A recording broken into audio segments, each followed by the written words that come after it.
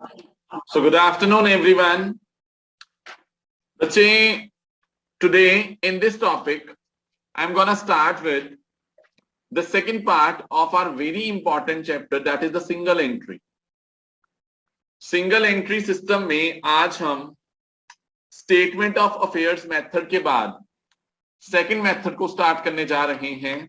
The name of the method is the conversion method. The name of the method is the conversion method. थोड़ा सा मैं इस method को start करवाने से पहले इसका बेस बताना चाहूंगा, आपके साथ शेयर करना चाहूंगा. देखिए, जिस दिन मैंने सिंगल एंट्री स्टार्ट किया था, आई टोल्ड यू कि ये जो सिंगल एंट्री सिस्टम है ये फॉलो करते हैं वो लोग जो कंपैरेटिवली स्मॉल स्केल पे काम कर रहे हैं. और स्मॉल स्केल पे काम करने वाले लोगों में वो हमारे गलियों में जो शॉपकीपर्स बैठे हैं किराने की दुकानें खोल के, कोई रेडी वाला हो गया, और ये लोग पूरा डबल एंट्री रिकॉर्ड नहीं मेंटेन करते कि पहले जर्नल एंट्री डालेंगे, फिर लेजर बनाएंगे, फिर ट्रायल बनाएंगे. वो अपना टाइम सेव करते हैं. वो क्या करते हैं जी, अपना टाइम सेव करते हैं. और टाइम सेव करके वो क्या करते हैं, सिंगल एंट्री रिकॉर्ड बना लेते हैं. सिंगल एंट्री में आपने क्या कुछ बनाया, एक पिछले साल की स्टेटमेंट ऑफ अफेयर बना ली, एक इस साल की स्टेटमेंट ऑफ अफेयर बना ली, और उन दोनों के डिफरेंस से क्या निकाल लिया, प्रॉफिट कैलकुलेट कर लिया. This is the only statement they prepare, और उससे वो क्या फाइंड आउट कर लेते हैं, प्रॉफिट. छोटे बिजनेसेस. लेकिन हर छोटा बिजनेस जो बिजनेस आज के टाइम पे बहुत ज्यादा लार्ज स्केल पे नहीं कर रहा, कंपैरेटिवली मीडियम या स्मॉल स्केल पे चल रहा है, आपको नहीं लगता कभी ना कभी तो उसका एक्सपेंशन का प्लान होएगा कि नहीं यार अब मुझे बिजनेस एक्सपैंड करना. मान लीजिए मैं ही वो इंसान हूं जो स्मॉल स्केल पे बिजनेस कर रहा था, लेकिन अब मेरा जो थॉट प्रोसेस है वो मुझे ये कह रहा है कि मुझे बिजनेस को एक्सपैंड करना. मुझे बिजनेस को क्या करना है, एक्सपैंड करना है. और एक्सपैंड करने के लिए, सुनिएगा ध्यान से, एक्सपैंड करने के लिए आई नीड मनी. मुझे अपने बिजनेस को एक्सपैंड करना है, और बिजनेस को एक्सपैंड करने के लिए मुझे पैसा चाहिए. लेकिन पैसा कहां से आएगा, मेरे पास तो और पैसा है नहीं. तो मैं ये पैसा लेने के लिए किसके पास जा रहा हूं, मैं ये पैसा लेने जा रहा हूं बैंक के पास.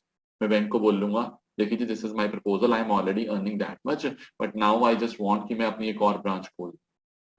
नाउ आई जस्ट वांट कि मैंने अपना एक नया ऑफिस खोलना है. कुछ भी मेरा जो प्रपोजल है, मैं आपको न्यू प्रोडक्ट मार्केट में लेके आना चाहता हूं, तो प्लीज आप मुझे उसके लिए क्या दे दीजिए, लोन दे. स्टोरी कट कर रहा हूं, यहां तक सारी समझ आ गई है स्टोरी.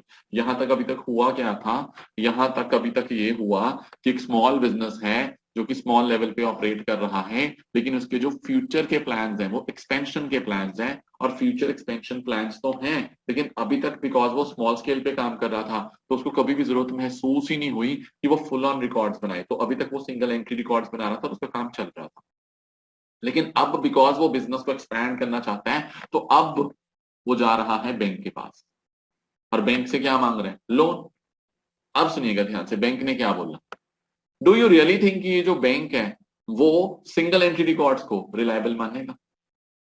वो क्या कहेगा, वो नॉर्मली जो बैंक है वो उस प्रोप्राइटर को बोलेगा, वो उस बिजनेसमैन को बोलेगा कि सर आप दिखा रहे हो कि आपके बिजनेस में साल का 10 लाख का प्रॉफिट है, लेकिन मैं आपके सिंगल एंट्री रिकॉर्ड्स के ऊपर क्या नहीं कर सकता, रिलाई नहीं कर सकता. मैं आपके सिंगल एंट्री रिकॉर्ड्स पे रिलाई नहीं कर सकता. क्यों नहीं रिलाई कर सकता, क्योंकि 3 तरह के अकाउंट्स होते हैं, रियल, नॉमिनल, पर्सनल. लेकिन सिंगल एंट्री वाले कौन से रिकॉर्ड करते हैं, सिर्फ पर्सनल. सर आपने रियल और नॉमिनल तो रिकॉर्ड ही नहीं किए. जब तक आप रियल और नॉमिनल का फुल ऑन रिकॉर्ड नहीं बना रहे, तो आपके पास तो फुल ऑन क्या नहीं हो रही, पिक्चर क्लियर ही नहीं हो रही. और जब तक आपके पास पिक्चर क्लियर नहीं, तो मैं कैसे मान लूं कि सच में आप 10 लाख का कमा रहे हो और मैं आपको लोन दे दूं, कल को आप वापिस ना कर पाओ. बच्चे, जब कोई बंदा बीइंग अ लेंडर किसी को लोन देता है, तो क्या वो देखेगा नहीं कि सामने वाले की क्रेडिट वर्थिनेस है या नहीं. तो मैं आपको लोन दे दूं बिना ये देखे कि क्या मेरा लोन वापस आएगा या नहीं, क्या आपकी क्रेडिट वर्थिनेस है या नहीं. तो इस केस में क्या किया जाता. अब ये बंदा लोन तो चाहता है, इसको पता है कि अगर एक बैंक ये बात बोल रहा है, किसी और बैंक के पास जाएंगे उसने भी सेम बात बोलनी है. तो ऐसे स्मॉल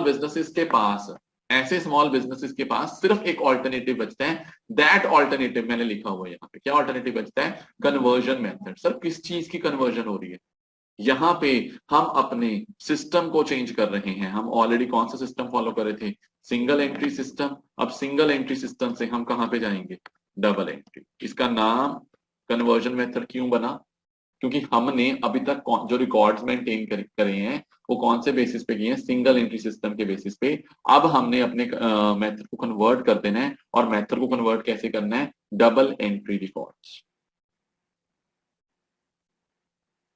जब हम डबल एंट्री रिकॉर्ड्स मेंटेन कर लेंगे या अपने जो एग्जिस्टिंग रिकॉर्ड्स हैं उसको मेंटेन कर लेंगे, then we shall be through. फिर तो हमें फुल ऑन हमारी पिक्चर क्लियर हो जाएगी, इतना प्रॉफिट आ रहा है, और फिर बैंक वाले हेजिटेट नहीं करेंगे हमें लोन देने के लिए, हमारा पर्पस सॉर्ट हो जाएगा।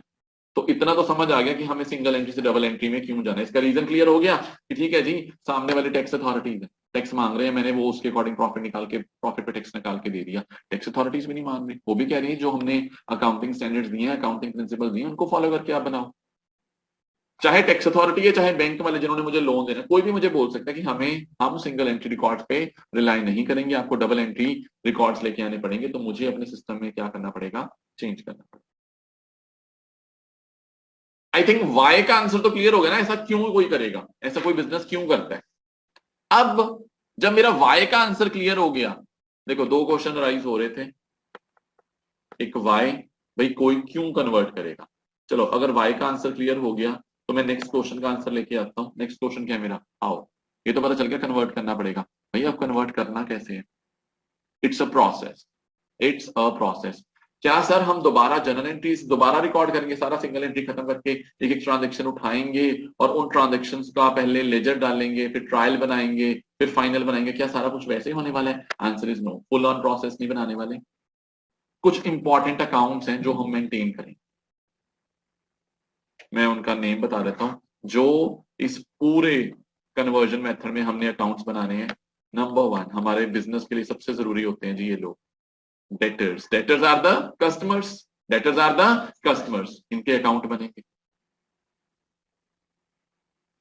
कुछ डेटर्स ऐसे होते हैं जो हमें क्या दे देते हैं, बिल्स रिसीवेबल, इनका अलग से अकाउंट बनाना पड़ेगा। फिर क्या मुझे सिर्फ डेटर्स इंपॉर्टेंट है, नहीं जी, इक्वली इंपॉर्टेंट और कौन है, क्रेडिटर्स। क्रेडिटर वो लोग हैं जिन्होंने मुझे उधार दिए, उनका भी तो रिकॉर्ड रखना पड़ेगा। आई थिंक सारे स्टूडेंट्स को पता, debtors are also known as customers and creditors are also known as suppliers. इसके बाद अगर कोई मेरा कस्टमर मुझे क्या दे देता है, बीआर दे देता है, मेरे लिए तो बीआर बन गया, लेकिन उसके लिए क्या बन गया, बीपी। तो पहले तो ये चार अकाउंट बनाने सीखेंगे हम। हमें क्लियर, चार अकाउंट इधर बनेंगे ही बनेंगे, debtors, BR, creditors, BP, inter related. इतना बनाने के बाद फिर मुझे बनाना पड़ेगा कैश का रिकॉर्ड, मुझे कैश बुक बनानी पड़ेगी। क्या बनानी पड़ेगी, कैश बुक।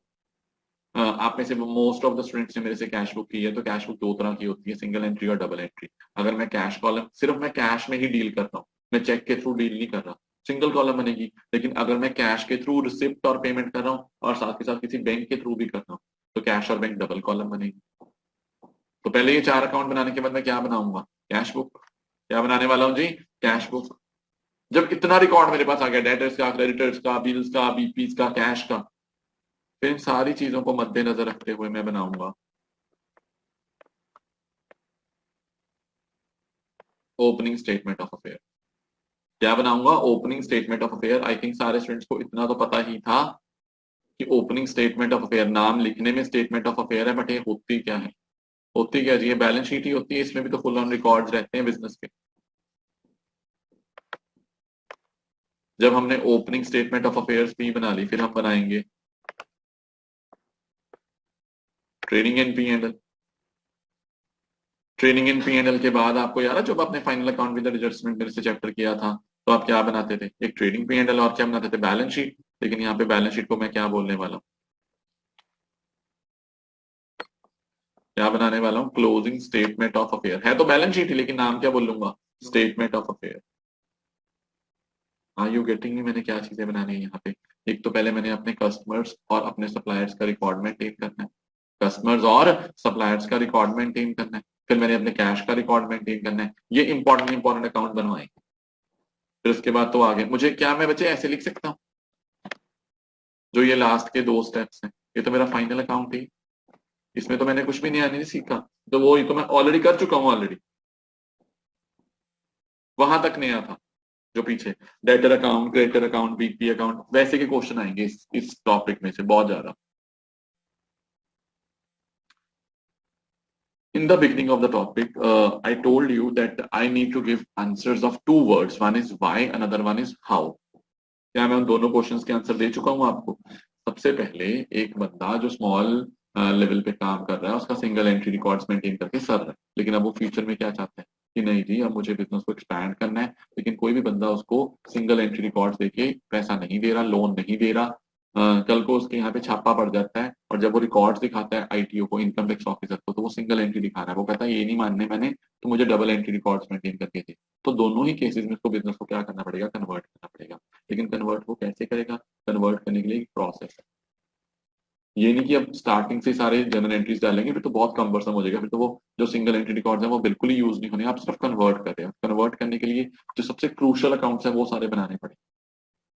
सबसे क्रूशल किसी बिजनेस के लिए होता है उसका कस्टमर और उसका सप्लायर, तो दोनों के अकाउंट बना लीजिए। कस्टमर माने डेटर, सप्लायर माने क्रेडिटर।